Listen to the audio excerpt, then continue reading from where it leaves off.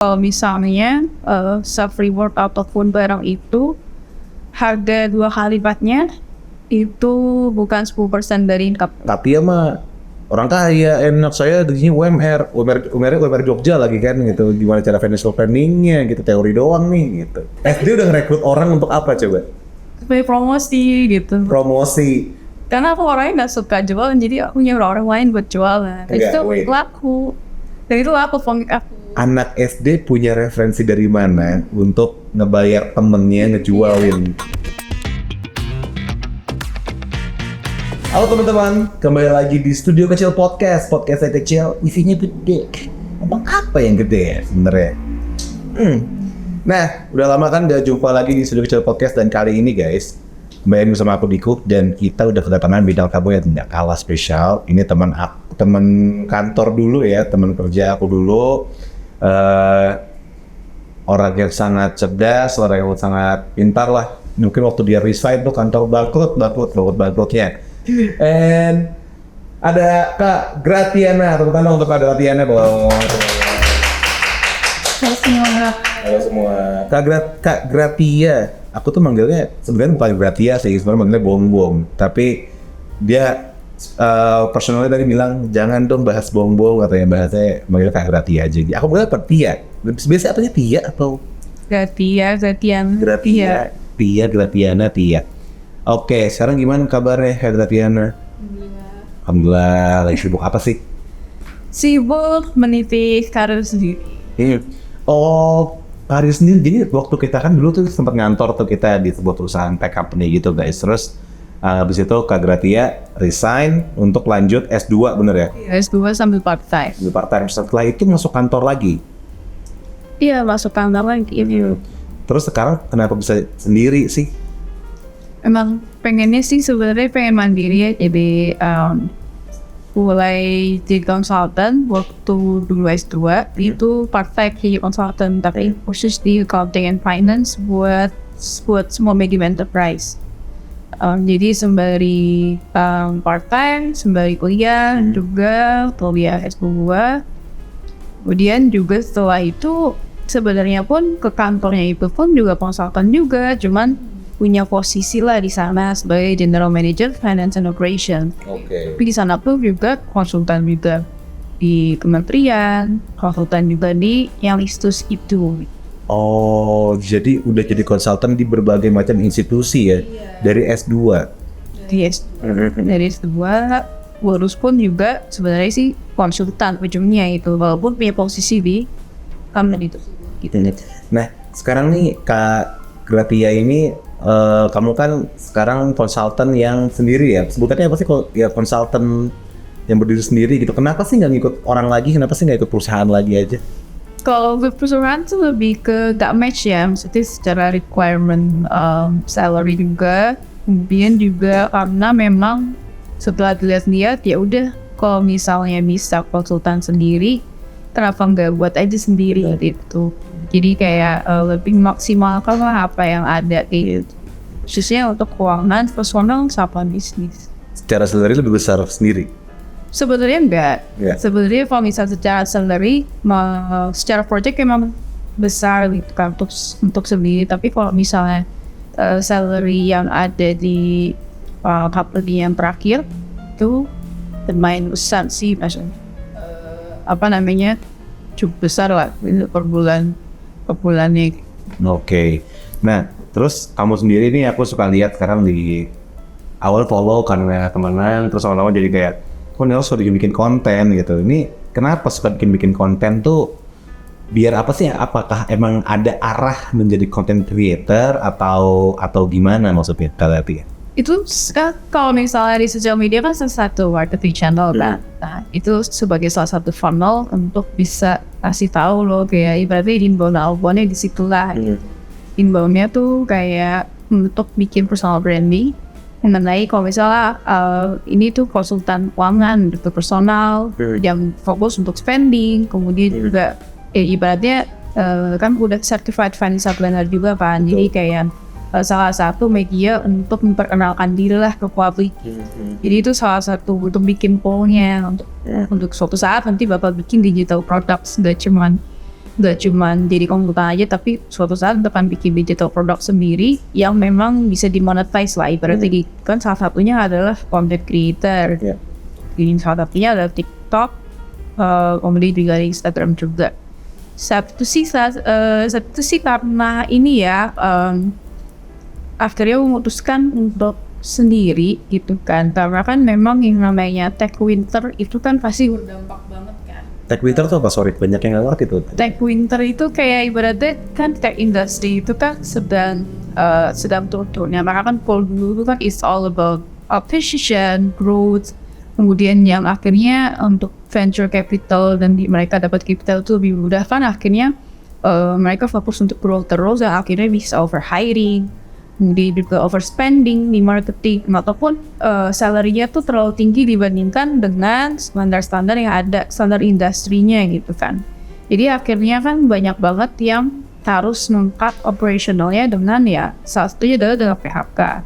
Cuman kalau misalnya kasusnya aku ini itu adalah itu lebih ke keputusan dari investornya itu untuk memberhentikan satu company itu, startup itu untuk tidak beroperasi kembali kayak gitu. Jadi memang satu company itu se-Asia Tenggara memang di produce uang kerja lah. Cuman emang kita semua tuh dapat pesangon yang sesuai dengan kontrak masing-masing gitu sih. Jadi akhirnya ya udah memutuskan ya udah jadi content creator gitu kan, karena kan walaupun dapat kerjaan tawarannya tuh nggak sesuai, karena kan di sini juga udah secara take home pay dan itu work from everywhere itu lebih tinggi dibandingkan dengan apa yang ditawarkan. Jadi ya udah akhirnya bikin sendiri, start from zero. Saat ini sih kayak udah lumayan ya gitu kan, pasti ya minimal double digit lah gitu baratnya. Jadi masih bisa running dan masih ada uang juga kan dari pesamannya itulah untuk bisa bangun bisnis demikian. And it was related to bikin consulting sendiri gitu kan. Oke. And then gimana sekarang growth dari your content, your social media? Growth kan baru mulai itu kan awal Januari, kemudian kan namanya dari background finance kan nggak tahu sama sekali algoritma TikTok itu seperti apa, algoritma Instagram itu bedanya apa, jadi kayak pastikan belajar dari ya adalah coach Instagram yang di luar yang dapat gratis ataupun yang berbayar gitu kan. Tapi ujung-ujungnya sebenarnya ya udah yang penting konsisten, kemudian juga konsisten punya konten strategi yang tepat, nanti juga algoritma akan memberikan konten kamu tuh ke audiens yang tepat gitu, terutama TikTok, karena TikTok tuh algoritma itu lebih oke untuk bisa profiling audiens mana yang memang cocok dengan konten kita gitu kan, bisa menemukan niche yang lebih tepat. Jadi makanya growth-nya lumayan, followersnya dibandingkan kalau misalnya di Instagram, followersnya di TikTok kan lumayan tuh udah 15 ribuan gitu dalam waktu which sebenarnya sih nggak cepet ya, karena kan selalu mencoba ini yang konten yang bakal viral tuh yang mana ternyata tentang spending habit yang memang gimana cara supaya di-influencing orang supaya nggak boros, which is itu sesuatu yang hal yang berbeda dengan creator lainnya. Jadi kalau misalnya aku fokus ke kalau konten creator itu adalah bagaimana caranya untuk bisa mempromosikan barang, itu bagaimana caranya untuk bisa ngasih honest review, ataupun bagaimana caranya supaya tips orang untuk mindful spending ke decision making apapun itu, mulai dari investment, mulai dari audience bersama, atau bahkan remeh skincare atau seremeh baju ya, orang-orang nggak kepikiran ternyata pakai personal color itu bisa ya untuk bisa menghemat, jadi nggak beli nggak impulsif buying lah gitu. Kalau misalnya tahu personal color, apa itu personal color season itu, jadi ada empat yaitu spring, summer, winter dan juga autumn ya. Nah itu dibagi jadi dua spektrum, yaitu ada full, kalau misalnya tahu undertone, secara warm tone, kemudian secara chromanya, secara view-nya kayak gimana. Jadi itu untuk konsultasi sendiri. Cuman kalau aku itu tuh kayak lebih kayak memperkenalkan ini loh caranya, kalau misalnya jadi memperkenalkan cara spending biar mindful dengan cara yang berbeda. Jadi aku pengen dikenal sebagai financial planner tuh yang memang kalau misalnya ngomongin investment, ngomongin asuransi, ngomongin yang kayak gitu bisnis gitu kan. Mungkin sesuatu kan ngomongin bisnis tapi itu kan udah banyak. Jadi aku berada di area yang berbeda mulainya dan itu kan lumayan memperkenalkan akhirnya tanpa mengurangi kalau aku itu tuh financial planner. Orang masih memperkenal aku itu sebagai financial planner walaupun aku ngebahas tentang parfum, ngebahas tentang fashion, ngebahas bagaimana spending ketika tua itu apa yang things I don't buy anymore itu apa, itu ternyata orang masih tahu kok kalau aku itu financial planner walaupun tanpa harus ngomongin tentang financial instrument gitu. Walaupun masih ada juga konten-konten keuangan sih kayak gitu sih. Jadi kayak itu ibaratnya unique selling proposition-nya lah kayak gitu USP. Oke, dengan background apa sih aku tuh bisa bisa kayak ngomongin hal sebanyak ini selain maksudnya S1-nya apa, S2-nya apa, terus kayak orang kan pasti mungkin banyak yang kayak ini orang pasti pinternya gara-gara dia kuliahnya ini aja teori doang, kenyataannya nggak gitu palingnya gitu. Itu tanggapannya gimana tentang itu? Kalau S1 kan finance, jadi tuh sebenarnya tuh dulu aku tuh pengen jadi graphic designer. Really? Iya. Kenapa? Dulu aku suka gambar. Oke. Aku tuh dari kecil itu bikin komik sendiri dan itu laku. Laku? Iya. Dijual? Dijual. Jadi bikin komik langsung saat itu bikin ceritanya langsung. Jadi kayak secepat itu nggak bikin storyboard dulu atau bikin apa, tapi kayak bikin gambar langsung bikin cerita. Kayak gitu. Laku dijual 2.000. Oh, what? Jadi otak bisnismu tuh udah dari kecil? Iya, 3.000, 4.000 lumayan lah. Oke. Nah, tapi aku ngerekrut orang. Mantep lah. SD udah what? SD udah ngerekrut orang untuk apa coba? Supaya promosi gitu. Promosi. Karena aku orangnya nggak suka jualan, jadi aku nyuruh orang lain buat jualan. Dan itu laku. Dan itu laku komik aku. Anak SD punya referensi dari mana untuk ngebayar temennya ngejualin komik tuh gimana maksudnya? Lu maksudnya Kak Tia ini apakah orang tuanya marketing, bisnis, atau kayak suka baca-baca atau apa sih? Enggak sih, birokrasi sih papa juga kerjanya. Ya emang ini aja kayak udah natural sendiri aja yang kayak ya udah kayak punya keahlian gitu ya udah jualin dong kayak gitu. Karena tapi pas aku sakit langsung bubar gitu ibaratnya. Ya cuman ya begitu aja sih emang belajar untuk bikin subscription plan lah ke depannya gitu. Karena kalau misalnya dari kecil aja tuh aku sakit terus tiba-tiba uang bisnisnya hilang gitu. Sebenarnya kayak mikir oh iya ya kayak butuh banget namanya transisi subscription plan supaya bisa tetap entitas itu ada. Karena ketika aku nggak ada langsung udah bubar. Dan itu udah disadari sejak SD. Iya kayak gitu caranya. Kayak gitu. Saya lalu sampai detik ini belum sadar ada subscription plan dan segala macam itu ya. Oke, next terus. Ya akhirnya namanya kan kenapa masuk IPS bukan IPA, walaupun sampai guru IPA ngomongin 4 mata sama aku, kamu serius masuk IPS gitu kan. Kalau misal IPA kamu nggak dapet segini, IPS kamu dapet segini. Ya tahu pas stigma IPA sama IPS kayak gimana. Ya iya saya tetap IPS kok kayak gitu kan. Kita tetap IPS ya. Tadinya emang mau masuk IPB, desain grafis kayak gitu kan. Tapi setelah mikir-mikir, ya udah kan namanya anak pertama tuh kayak butuh yang namanya stability, career, financial gitu. Oke. Nah terus gimana tanggapannya kayak orang-orang yang tadi bilang itu loh kayak karena teori doang nih, tapi kenyataannya nggak gitu. Apalagi misalnya orang-orang yang mungkin beranggapan enak dia ngomong misalnya Katia mah orang kaya, enak saya di sini UMR Jogja lagi kan gitu. Gimana cara financial planningnya gitu, teori doang nih gitu. Sebenarnya sih gimana ya, aku tuh suka yang bikin orang tuh relate gitu kan. Kayak misalnya tuh aku paling gak suka orang ngelihat dari status kekayaan atau status kekuasaan kayak gitu.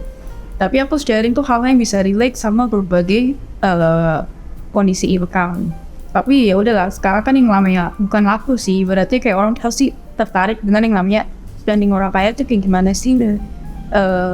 Terus orang kaya tuh spendingnya itu seperti apa, orang kaya tuh biasanya seperti apa kan, kayak pengen tahu gitu kan. Tapi ternyata sebenarnya semua tuh bisa ngikutin gitu, kayak misalnya jahit sendiri, cari jahit apa bahan yang bagus, tapi cari penjahit yang murah gitu misalnya, dan gak fokus sama logo gitu, tapi fokus sama bahan. Itu kan semuanya bisa gitu.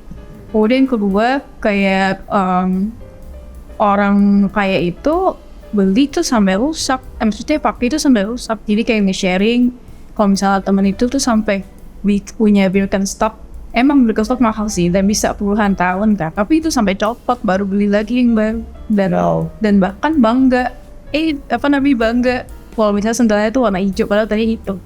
Jadi bangga makainya gitu loh, bangga kalau pakai. Jadi bukan suatu hal yang kayak mungkin orang kayak, kalau orang kaya kan orangnya ada yang ngomongin kayak gitu, tapi kalau misalnya nggak kenal pun juga nggak akan tahu kalau dia itu orang kaya gitu kan. Terus juga ada juga yang terakhir, dia itu investor. Oke. Ibaratnya Swill House, tahu kan? Swill House. Ya gitu lah, dia investornya banyak deh, sama itu Swill House. Salah satu Swill House itu, nah dia itu baru pertama, udah lupa terakhir beli baju apa, dan dia beli baju itu ketika kita conference bareng dan celananya robek. Jadi dia baru beli baju itu pada saat robek, ya udah itu beli aja yang terdekat kayak Marks and Spencer gitu. Terus itu dia pakai, udah selesai. Kita makan di food court kayak gitu. Karena kangen dia kayak food court dan lain-lain. Hal-hal yang kayak gitu tuh sebenarnya kayak mungkin soalnya bisa diikutin gitu loh, spendingnya kayak pakai sampai habis, kemudian juga pakai sampai rusak, itu kan semuanya bisa gitu kan. Dan memilih barang yang berkualitas, nggak apa-apa mahal sedikit tapi bisa dipakai berpuluhan tahun kayak gitu. Jadi makanya orang senang dan bahkan sharing kayak, aku bukan orang kaya tapi mama ngajarin aku kayak gini kayak gitu-gitu sih sebenarnya, yang kayak mau generasi misalnya things I stop buying when up in my late 20s kan. Jadi aku udah 30 tahun ini. Itu orang yang Gen Z aja juga bisa relate gitu kan. Kayak senang aku udah early 20s tapi udah nerapin ini. Jadi generasi Gen Z aja juga bisa relate. Mau income-nya kita ngomongin tentang Chanel, Colpiana gitu, orang-orang tapi bisa relate juga. Aku juga custom gitu kan, dan mereka kira bangga, oh custom made itu ternyata orang old money ataupun yang UKM itu ternyata custom made ya. Jadi kayak bukan sesuatu hal yang memalukan kalau misalnya bukan beli barang yang branded gitu. Jadi hal-hal kayak gitu sih aku kayak sehari-hari, jadi jarang banget ngebahas yang teori iya, kayak misalnya apa sih yang dibutuhkan untuk fondasi keuangan, tapi yang memang ya udah ringan aja gitu. Aku tadi ngambil dari kata-katamu bilang ini, what's the things you stop playing right now? Itu sekarang apa sih yang dulu mungkin waktu umur masih 20-an awal suka spending for things like that, and then like sekarang udah 30, apa sih yang udah di stop dan why? Give me the reason. Sebenarnya sih hijab ya. Hijab? Iya, hijab kan banyak dengan warna dan kata. Setelah sudah tahu my identity apa, akhirnya jadi kayak dari yang 50-an atau kayak 50 lebih deh, hijab itu jadi kayak cuma 12 biji aja. Iya, yang penting mix match-nya itu ya. Mix and match udah tahu color seasoning itu. Color seasoning, iya benar itu. Dark winter ya udah, kenapa harus beli warna merah? Kenapa harus beli warna pink salmon? Sedangkan full kan kayak full tone, nggak akan cocok kalau misalnya pakai salmon yang warm tone. Jadi hal yang kayak gitu, ataupun kayak misalnya beli parfum dan lain sebagainya gitu kan, untuk ekspor ya. Jadi itu kayak aku menyadari kalau misalnya tuh aku suka impulsive buying. Jadi bagaimana caranya supaya nggak impulsif? Ya aku mempelajari gimana caranya, ya tadi mengenali sendiri, mengenal body chemistry. Jadi aku belajar juga fragrance wheel. Jadi kayak notes itu kan ada yang namanya fruity citrus. Jadi aku benar-benar skincare aja aku pelajarin juga, tipe vitamin C itu yang bagus yang mana, supaya nanti ketika aku beli aku jadi smart buyer kayak itu. Jadi dengan menjadi smart buyer, lebih mindful spendingnya, jadi bisa lebih hemat tapi membeli sesuatu yang berkualitas. Jadi aku bisa memilah-milih mana yang memang worth it, mana yang enggak. Jadi aku tahu mana yang punya benefit yang lebih besar dibanding cost. dengan walaupun kelihatannya kayak bahkan ketika aku beli untuk smartwatch itu aku mikirnya tuh kayak bertahun-tahun loh, kayak padahal aku suka olahraga tapi aku beli smartwatch tuh ketika kayaknya udah mulai harus nge-track jantung nih gitu tuh kayak 3 tahun 4 tahun mikirnya, padahal smartwatchnya sekitar kayak smartwatch yang 800.000 itu pun aku beli pas diskon. Tapi kenapa maksudnya kamu kan orang kaya juga, maksudnya you're capable to buy such thing? Karena ya itu sih kayak aku pengen beli itu pada saat timing, kayak misalnya beli Hanwi. Iya, timing. Apa tuh momen timing itu apa maksudnya? The right timing, karena kalau misalnya ketika timingnya nggak tepat akhirnya jadi kayak take it for granted. Yeah. Kayak misalnya HP itu aku beli tuh 2000 kapan ya? 2017 tuh yang Samsung tuh baru beli. Yang Apple tuh karena aku jadi konten aja, kalau aku nggak jadi content creator nggak akan beli. Nggak akan beli, aku nggak akan mau ngabisin duit buat itu. Bener. Tadi kan sempat ngomongin soal yang namanya things you stop buying when you're like mau 30. Tapi ini ada pertanyaan nih dari adik-adik ya. Adik-adik tadi bertanya, kita kan kerja susah, ada self reward. Mungkin kalau bahasa tongkrongan aku tuh BM gitu. Aduh BM sepatu gitu. Terutama aku sih. Aku tuh kalau sepatu tuh ini sih, ini supaya guys, ini nggak boleh ya. Aku tuh pernah beli sepatu cuma gara-gara sepatu aku kotor. Terus aku mau cuci, aku ada sesuatu yang aku beli dulu gitu. Lalu banyak sepatu di rumah gitu. Nah hal kayak gitu tuh kayak aku beli sebenarnya udah ngerasa tuh kayak wise gitu. Udah ngerasa kayak oh ya udahlah, punya income sekian, motong sekian persen buat beli sepatu, why not gitu kan. Maksudnya kayak gitu. Nah tapi itu gimana dengan Kak Gratia ini menanggapi anak-anak zaman sekarang tuh namanya BM gitu, banyak mau atau self reward lah sih. Self reward. Sebenarnya sih aku punya rules untuk diri sendiri sih. Kalau misalnya self reward ataupun barang itu harga 2 kali lipatnya itu bukan 10% dari income. Misalnya income aku tuh 10% itu bukan 2 kali lipat harga dari itu. Gimana coba ulang, sorry. Income-nya 10% dari income. Iya, kalau misalnya harga barang itu dikali 2. Barang itu dikali 2. Lebih besar dari 10% income aku. Oke. Aku nggak beli. Oh. Jadi aku pakai rules itu. Jadi memang kayak orang-orang pasti bilang kayak, oh gitu, bisa beli apa kalau misalnya nungguin pakai rules kayak gitu. Ya aku kayak gitu emang. Iya. Aku tambah income Anda. Iya, jadi aku makanya fokus ke income, nambahin income. Bukan kayak memaksa untuk cicil, aku memaksa untuk untuk membeli sesuatu yang sebenarnya ya aku butuh juga sih, tapi kan bisa nanti kan ada alternatif lain yang lebih murah, itu kan ibaratnya kayak gitu. Jadi self reward sendiri sih memang kalau misalnya di finance kan bilangnya 20% ya, 20% dari income itu bisa buat self reward apa aja lah gitu kan, mau self rewardnya jalan-jalan atau self rewardnya beli baju atau sepatu. Tapi aku mikir lagi sih kalau misalnya banyak BM-nya, sepatu kan banyak gitu ya, tapi padahal kan dipakai itu aja deh. Jadi aku cuma punya 6 kata orang banyak sih, ada beberapa orang bilang 6 itu banyak, tapi itu 2 buat sepatu olahraga dalam nge-gym sama lari kan beda. Terus 1 sepatu formal, 1 buat sepatu teplek, Converse sama sandal gitu, dan buat sehari-hari. Jadi kayak aku bikin membatasi diri sendiri dan tahu apa yang aku butuhkan gitu. Dan memang tipikal memang yang kayak nabung itu bukan buat beli barang, tapi buat beli barang yang memang nilainya naik, kayak misalnya rumah, emas, kemudian juga buat pendidikan. Aku juga kan pakai duit sendiri juga kan. Kemudian juga dan aku nggak pernah traveling itu buat healing. Selalu kalau misalnya ada konferensi, udah habis itu aku trip di sana. Jadi selalu kalau misalnya lagi ada riset atau conference atau lagi business trip, jadi memang tipikal yang ya udah gitu. Kalau healing ya udah bersyukur aja di rumah. Dan bahkan healingnya aku jalan sendiri, terus kapan nyari makanan enak aja aku udah seneng. Wah, Gitu. ini hal yang yang aku sendiri bahkan agak shock karena udah terbiasa lah dengan hal ini.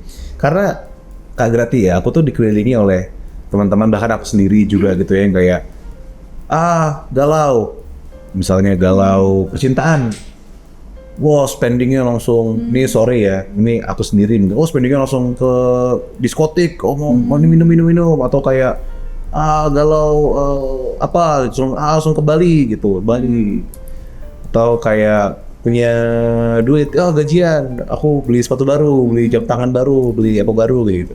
Nah itu sih yang aku iniin, aku tuh kayak, aku khawatir kalau misalnya aku tuh kayak pengen menerapkan itu, terus Anda bakal dianggap fake dengan lingkungan gitu. Kalau aku sendiri gitu ya, kayak, ayo kita minum-minum, so kayak, aduh, tunggu, aku mau minum-minum ntar ya kalau udah income-nya 2 kali lipat dari 10% gitu, itu yang tadi dibilangin gitu. Itu gimana tanggapan berarti ya? Sebenarnya sih punya prinsip aja sih. Kalau aku sih memang punya prinsip, ya udah aku akan mau spending sesuatu itu, mau waktu atau uang ataupun energi itu memang bermanfaat ya. Walaupun tanpa dipungkiri aku juga baca manhwa, webtoon, manga juga. Walaupun memang aku bukan yang suka nonton ya, ataupun aku main game juga, aku main game Pokemon Unite gitu baru temen. Tapi jangan sampai terlalu berlebihan gitu loh, sampai lupa sama visi dan misi dari diri sendiri gitu. Jangan sampai walaupun temanku banyak tipenya ya, dari pengajian sampai aku memang anak party juga ada, bukan berarti akhirnya harus kehilangan identitas gitu loh, dan prinsip ketika berada di berbagai lingkungan kayak dan dan memang kalau misalnya di riset ya, mereka kenapa kamera semua, karena kan ada yang namanya cara berpikir dan epistemologi. Ketika kita melihat memandang sesuatu itu seperti apa, itu aku memilih satu sesuai Al-Quran dan As-Sunnah. Jadi ketika melihat pandangan sesuatu itu, aku melihat refer lagi ke Al-Quran, As-Sunnah. Jadinya ketika decision makingnya memang tidak sesuai dengan Al-Quran dan As-Sunnah, ya baik ikutin gitu. Jadi spending apapun memangnya sesuai dengan apa yang Allah believe. Guys, dunia define man. Allah abadi. Iya, kayak gitu lah. Pokoknya apapun value yang dipegang, itu yang penting berprinsip. Punya pedoman lah. Punya pedoman hidup gitu. Itu fungsi agama tuh, makanya dibilangnya tiang kehidupan ya. Karena ya lihat saya, kalau udah tersesat, punya spending, nilai-nilaian, apa tujuannya? Ingin lebih cepat. Ini real talk. Ini just like the best podcast I ever into. Terus, oke. Next itu, menurut Kak Grati ya, kondisi finansial udah stable atau settle, menurut kamu itu yang kayak gimana sih? Stable dan settle itu yang memang dibilangnya orang ke financial freedom ya. Kayak financial freedom itu dimana ketika kita nggak punya pendapatan, harta yang kita miliki itu bisa membiayai kehidupan kita. Berarti kayak buat pensiun lah.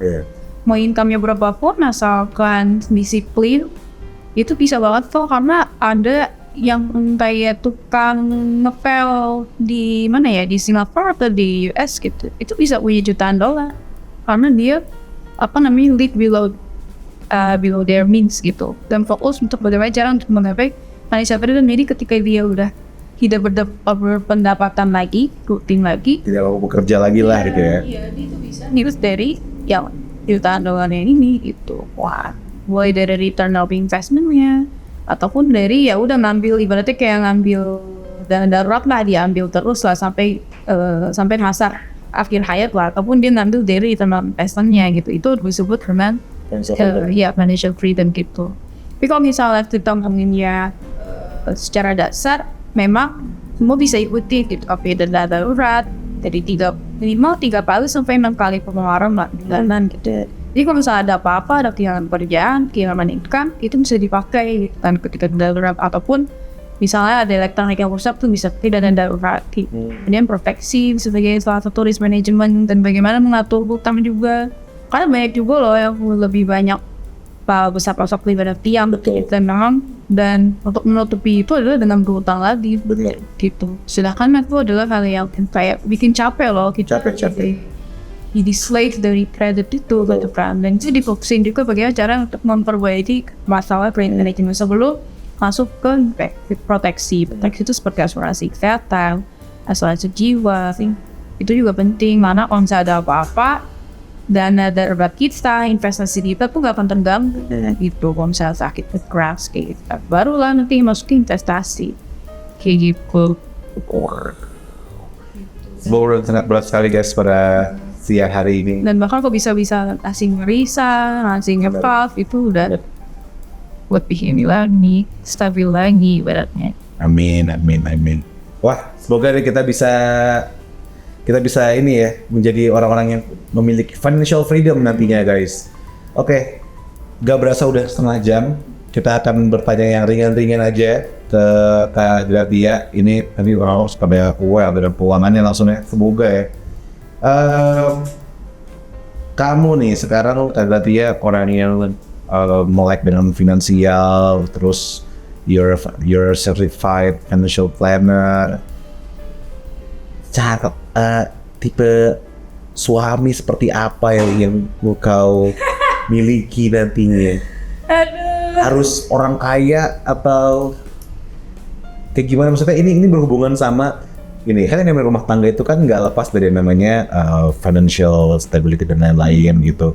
Nah sekarang kamu nih adalah seorang cewek wanita yang melek finansial, yang wise lah gitu ya. Nah sekarang mau nyari cowok tuh, mau nyari laki, nyari pacar, nyari suami, mau yang kayak gimana sih? Agama. Lewat yang gitu ya. Seiman ya? Seiman. Betul ya. Bukan seniman ya. Yes. Abis itu ibaratnya humble sih. Jadi mau income berapapun, tapi dia tuh bisa kayak humble dengan diri sendiri, dan juga humble dengan orang lain gitu kan. Dan juga humble di hadapan Allah gitu, bila penting. Itu sih yang main dari yang penting juga saya kalau percuma itu kalau nggak sayang sama sekali dan bisa mendengar lah, maksudnya mendengar keluh kesah dan juga yang kayak Naomi gitu, tapi bisa manjain, bisa juga manja juga. Tapi juga kalau misalnya ngomonginnya tentang financials, ya pasti yang dia juga bisa melek financial juga, minimal setidaknya gak besar pasok dibandingkan dia itu lah pada taking. Dia juga tahu kalau misalnya mana yang valuable untuk dibeli, juga mana spending yang bisa diprioritasin untuk utama, juga terbuka sama keuangannya dia. Terbuka sama keuangannya dia, gimana kalau misalnya sebelum menikah itu harus benar-benar terbuka, apakah dia punya utang, apakah dia punya aset di mana gitu kan. Jadi setidaknya tuh bukan karena apa duitannya sih, tapi karena adanya transparansi, jadi tahu nih apa tipe manajemen finansial keluarga tuh yang cocok gitu. Karena ada yang langsung bagi dua gitu kan. Jadi suami itu 50% buat suami, 50% buat istri, tapi istri itu tuh terus uang jajan sama untuk mengelola satu keluarga profesionalnya lah ibaratnya kayak gitu. Tapi kan 50% ini tuh kemana gitu kan jadi harus ada satu goals yang baru, karena kan misalnya gini, kalau misalnya udah menikah kan ibaratnya ada biaya untuk pendidikan anak.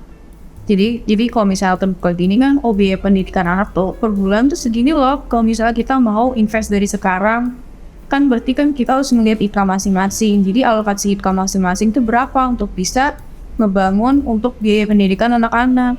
Gimana caranya kalau misalnya aku pensiun targetnya sekian, kalau pensiun targetnya berapa. Jadi ketika udah digabungin income-nya jadi jelas nih alokasinya kayak gimana. Yang penting transparan gitu kan, transparan juga satu sama lain mengenai keuangan masing-masing sih kayak gitu. Karena memang beda-beda sih, ada yang gak mau tahu, rupanya udah selesai, ada yang memang bagi dua, ada yang memang transparansi satu sama lain. Kalau aku memang lebih prefer yang transparansi satu sama lain, dan bisa kalau misalnya punya sama income masing-masing, walaupun dalam Islam income perempuan tuh milik perempuan ya, terserah perempuan mau diapain, tapi kalau income suami itu buat satu keluarga kayak gitu kan. Tapi aku prefer yang berbeda transparan, jadi kita jadi tahu nih aku bisa contribute di mana, aku bisa atur yang mana, dan jadi tahu kamu mau jajanan segitu ya udah emang cukup gitu. Atau kamu malah cukup tuh kalau misalnya operasional segitu aja. Ya itu sih being transparent sih. jangan ditutup-tutupin. Misalnya ngasih ke orang tua aja harus ngomong. Nah, ngasih ke ke keluarga juga harus, kerabat juga harus ngomong, atau utangin keluarga. Karena kan kalau misalnya utangin diem kan jadi kayak nggak tahu nih ngutangin sama utang gitu kan. Itu harus penting sih, karena kan nanti pertanggung jawabannya di akhirat gitu. Buat kalian percaya, oke. Teman-teman, wah ini aku bisa jujur ya, aku tuh bisa ngobrol mungkin 2 jam lagi nih, masih bisa banget nih kalau ngomongin soal financial. Cuman membayar financial planner untuk membocorkan semua rahasianya sangat tidak bijak yang kita lakukan. Ada yang mau nanya teman-teman nih guys, ini tuh ini mau saya loh mau nanya loh, ini ada yang mau ini tips kali atau apa? Ini ada yang mau tanya-tanya. Oke. Apa? Belum punya ini ya, belum punya income. Tapi kan income bisa berapapun ya. Maksudnya ini anak-anak tuh masih muda-muda sekali, masih sekolah, jadi kayak ngasih kelas dan masih lumayan lah ya. Tapi untuk anak sekolah harusnya bisa diolah dari dulu gitu. Tapi kalau gratis sendiri di SMA gitu udah punya penghasilan juga? Enggak sih. Enggak, kuliah baru mulai freelance gitu mbak? Enggak juga. Tapi kok SD bisa jual komik sih? Karena ya udah gitu aja Iseng doang. Karena emang passionnya di situ. Passionnya jualan. Menjualan, bikin komik. Bikin komik. Kan sekarang Oke deh. Oke Kak, pesan untuk orang-orang di luar sana yang masih struggling dengan keuangannya. Apa yang mau terus? Oh iya. Yes. Bagaimana nih? Setelah keuangan, lebih mindful sama pengeluarannya, tahu mana yang dibutuhkan, mana yang cuma diinginkan aja. Mau income-nya berapapun, usahakan disiplin untuk bisa mencapai financial freedom, itu bisa banget kok kan.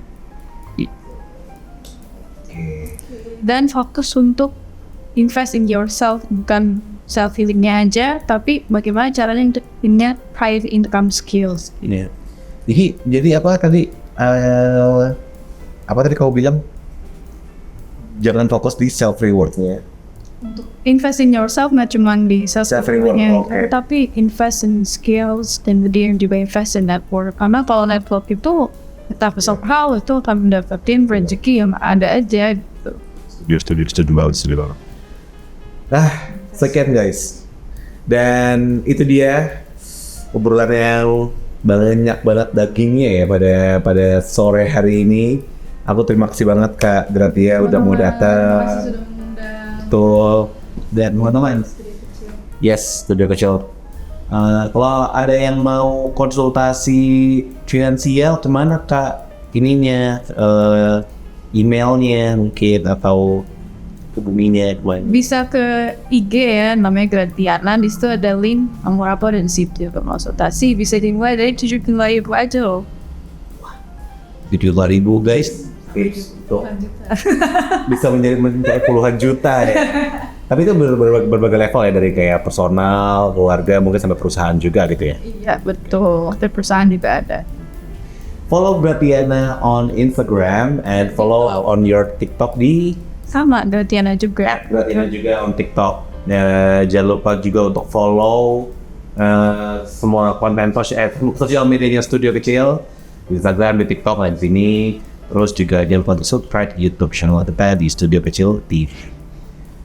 Sekian Studio Podcast kita hari ini, Podcast Kecil SCTD bersama gue Biku dan ada Diana. Sampai jumpa lagi di Studio Kecil Podcast berikutnya. Bye bye. Thank you.